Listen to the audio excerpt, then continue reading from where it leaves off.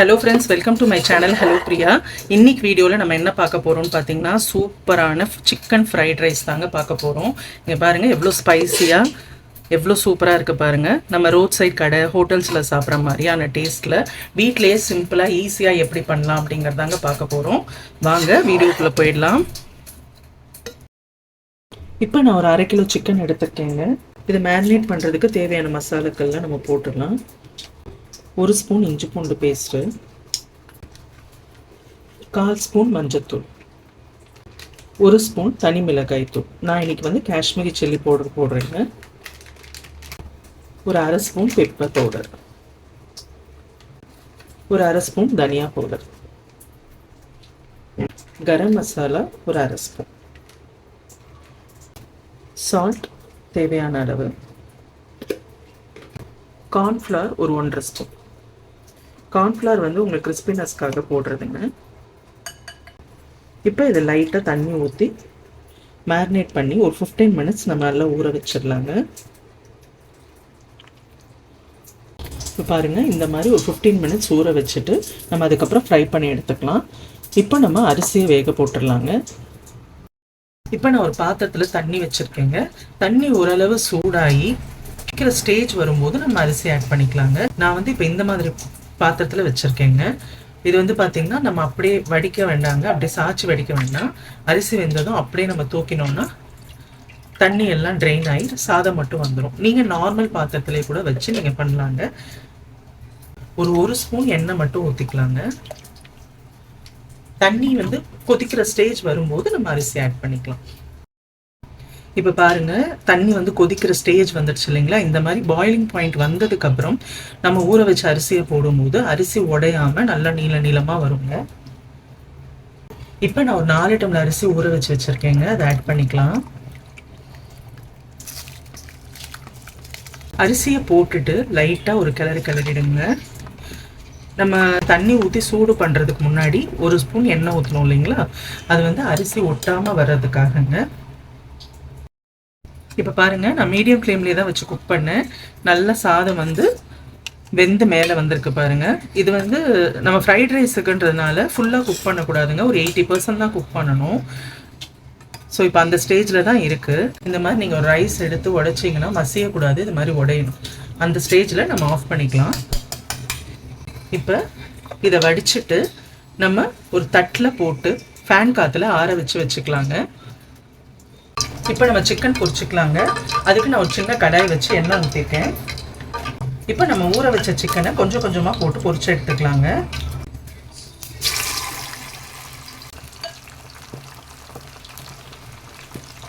இது மாதிரி 2 பக்கமும் பரட்டி விட்டு நல்லா வேக வச்சு கிறிஸ்பியாக எடுத்துக்கோங்க. ஸோ இப்போ பாருங்கள், 2 பக்கமும் நல்லா ஃப்ரை ஆகிடுச்சு. இப்போ நம்ம எடுத்துடலாம். இந்த மாதிரி ஃப்ரை ஆகணும். இது நம்ம வெறும் வாயிலே கூட சாப்பிட்லாங்க, அவ்வளோ நல்லாயிருக்கும். சிக்கனையும் இது மாதிரி ஃப்ரை பண்ணி எடுத்துக்கலாம். இப்போ பாருங்கள், நம்ம ஊற வச்ச சிக்கன் எல்லாத்தையும் பொரிச்சு எடுத்தாச்சு. இதை இப்போ சின்ன சின்ன சைஸில் நம்ம கட் பண்ணிக்கலாங்க. கட் பண்ணிவிட்டு ஃப்ரைட் ரைஸ் செய்ய ஆரம்பிக்கலாம். இப்போ நம்ம இது மாதிரி ஒரு பேன் வச்சுக்கலாங்க. நான் வந்து சிக்கன் பொரிச்ச எண்ணெயை யூஸ் பண்ணுறேங்க. உங்களுக்கு விருப்பம் இல்லைன்னா நீங்கள் யூஸ் பண்ணாத எண்ணெய் யூஸ் பண்ணிக்கோங்க. இப்போ கொஞ்சமாக எண்ணெய் விட்டுக்கலாம். சிக்கன் பொரிச்ச எண்ணெயை ஊற்றும் போது இன்னுமே ஃப்ளேவர் நல்லா இருக்குங்க. அந்த எண்ணெயும் வேஸ்ட் ஆகாமல் இருக்கும். அதனால தான் இப்போ எண்ணெய் சூடானதும் பெரிய வெங்காயத்தை நீல வாக்கில் ஒரு வெங்காயம் கட் பண்ணி வச்சுருக்கேங்க. அதை ஆட் பண்ணிக்கலாம். வெங்காயம் ரொம்ப வதங்கணும்னு அவசியம் இல்லைங்க. கொஞ்சம் ஃப்ரை ஆனதும் நம்ம 1 ஸ்பூன் இஞ்சி பூண்டு பேஸ்ட் ஆட் பண்ணிக்கலாம். உங்களுக்கு இஞ்சி பூண்டு பொடி பொடியாக கட் பண்ணி போட்டால் பிடிக்கும் அப்படின்னா நீங்கள் அது மாதிரி கூட ஆட் பண்ணிக்கலாங்க. இதையும் நல்லா வதக்கிட்டு நான் வந்து இன்னைக்கு கொஞ்சமாக கோஸ் ஆட் பண்ணுறேங்க. கோஸும் குடமிளகாயும் ஆட் பண்ணுறேன். நீங்கள் பீன்ஸ் கேரட் யூஸ் பண்ணணும் அப்படின்னு நினச்சிங்கன்னா அதையும் நீங்கள் சேர்த்து ஆட் பண்ணிக்கலாம். இதையும் இப்படி நல்லா வதக்கி விட்டுடலாங்க. எல்லாமே ஹை ஃப்ளேமில் வச்சே பண்ணுங்கள். ஃப்ளேமை குறைச்சிங்கன்னா எல்லாம் சொதன்னு ஆகிடும்.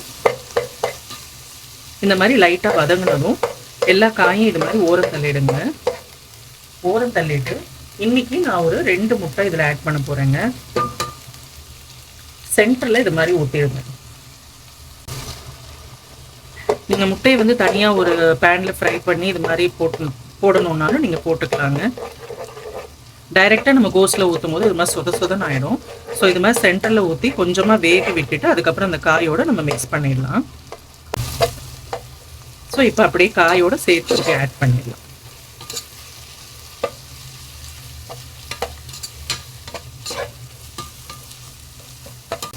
ஸோ இப்போ இந்த மாதிரி கிளறி விட்டுட்டு நம்ம தேவையான ஸ்பைசஸ்லாம் ஆட் பண்ணிக்கலாங்க. இப்போ ஸ்பைசஸ் ஆட் பண்ணும்போது மட்டும் நம்ம சிம்மில் போட்டுக்கலாம். நான் வந்து ஒரு 1/2 ஸ்பூன் காஷ்மீரி சில்லி பவுடர் போடுறேங்க. சோயா சாஸ் வந்து ஒரு ஸ்பூன் ஊற்றிக்கோங்க. ரெட் சில்லி சாஸ் இருந்தால் நீங்கள் ஊற்றலாம், அப்படி இல்லைனா டொமேட்டோ கெட்சப் ஊற்றிக்கோங்க. அது ஒரு ஸ்பூன் ஊற்றிக்கோங்க.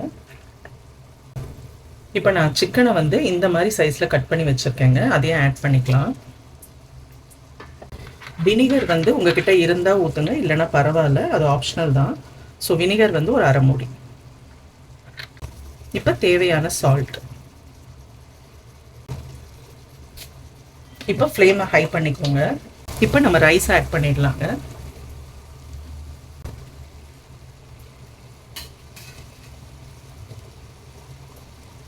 ரைஸ் பார்த்தீங்கன்னா இவ்வளோ உதிரியாக இருக்குது பாருங்கள். ஸோ இந்த மாதிரி ரைஸ் ஆட் பண்ணிவிட்டு மேலே வந்து பெப்பர் பவுடர் கொஞ்சம் ஆட் பண்ணிக்கலாம். உங்கள் காரத்துக்கு தகுந்த மாதிரி ஆட் பண்ணிக்கலாம். கொஞ்சமாக கொத்தமல்லி. இப்போ சாதத்தை வந்து அப்படியே அடியிலிருந்து எடுத்து கிளறி விடணுங்க. அரிசி உடையக்கூடாது, பொறுமையாக அடியிலிருந்து எடுத்து கிளறணுன்னா சூப்பராக ரெடி ஆகிடுங்க.